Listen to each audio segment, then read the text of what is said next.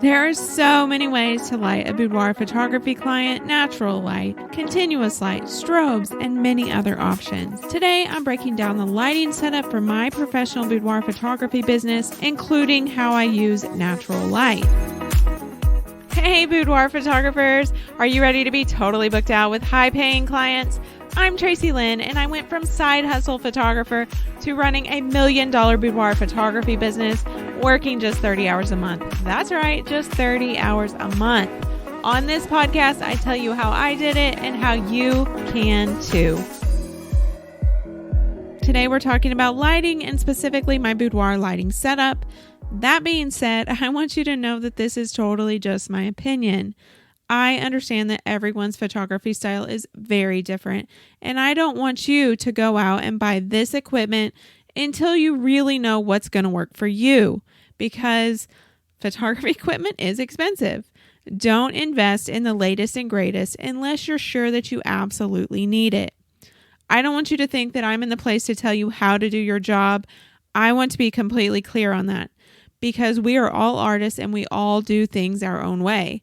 That being said, I have learned from some of the best in the business, including Jerry Guionis, so I do know posing and lighting really well.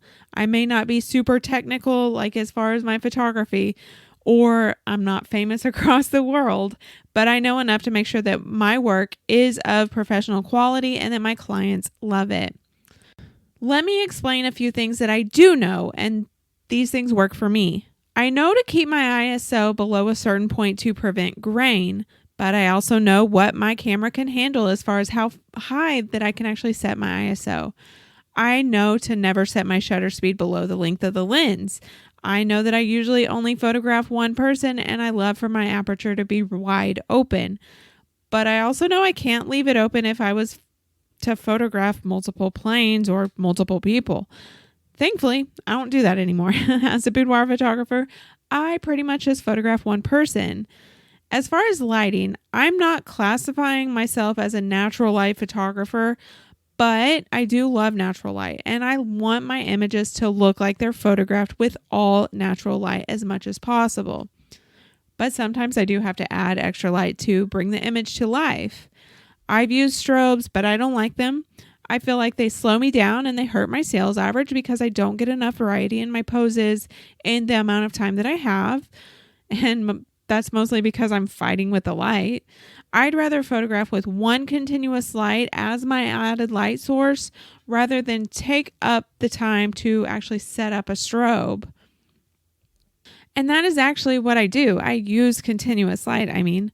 I've been in the business for 10 years now, and as a professional boudoir photographer for 8, so I know what works for me. And today I'm going to walk you through my lighting setup, the literal setup that works best for my business. First and foremost, I use natural light. I love it, and I think that it makes the most sense for my boudoir photography and in general for boudoir photography. The whole premise of boudoir is in a woman's bedroom, so like a more voyeuristic style, just like watching her in a room. That sounds creepy when you say it like that, though. What I'm trying to say is she's probably not going to have strobes set up to light her dark bedroom, So to me, natural light just feels like the most natural in this situation.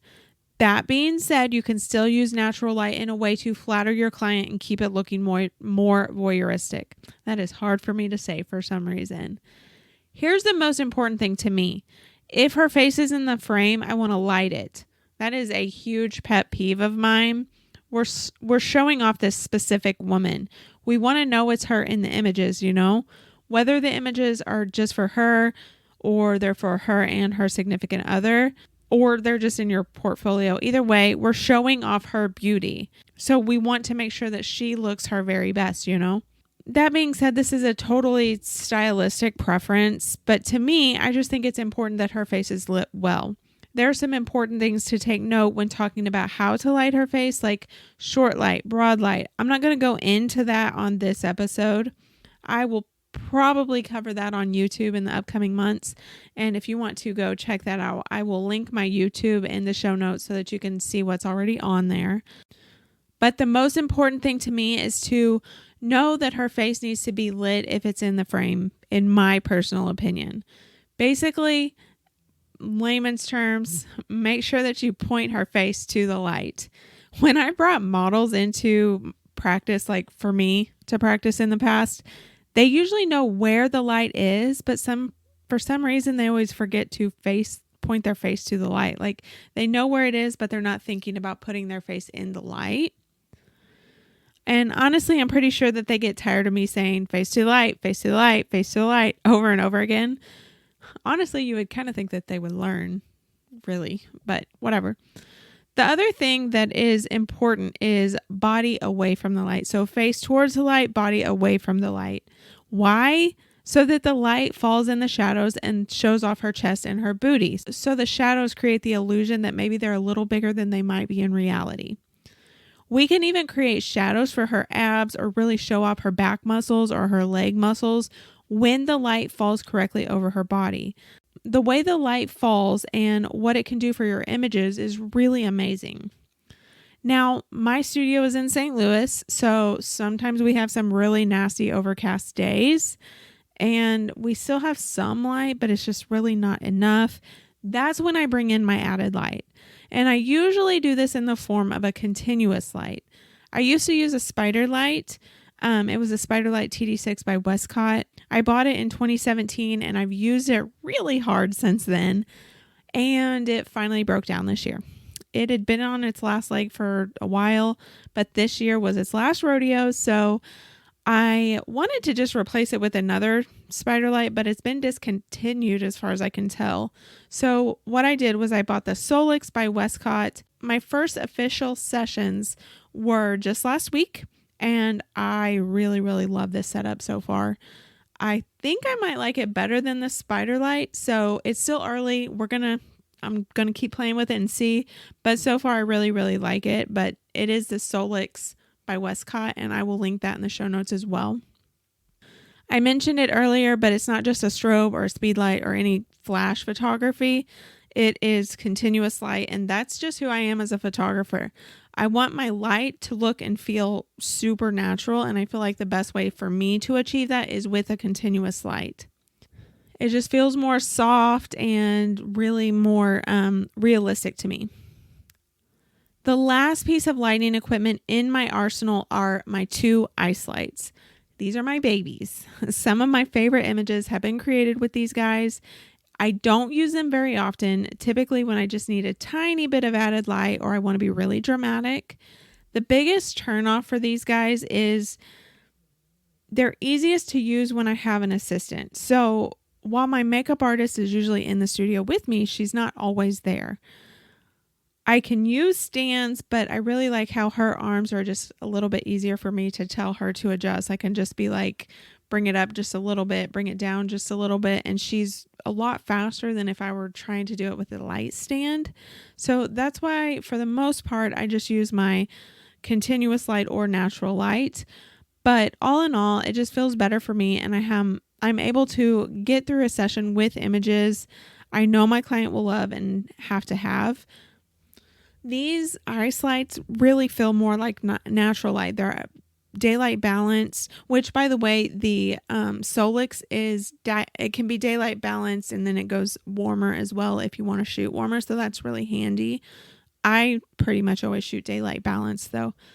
That's how my ice lights are balanced too. So if I wanted to use both, it would be really easy for me to use both without like mixing my white balance, So all in all, it just feels better for me and I'm able to get through a session with images that I know my clients will love and have to have with this type of lighting setup, just a more natural light. I usually leave the ice lights for the sessions I'm doing for me more than anything else when I'm just like playing with new ideas or photographing a model, or I happen to have Tiffany available to help me with my lights. But I love my ice lights. It's just a little bit harder to use. The most important thing for you to remember is you photograph when and how you want. You are the boss. This business is your business. A mentor I had at one point, it wasn't Jerry, he told me that I needed to learn to shoot at night in case clients wanted to book at night.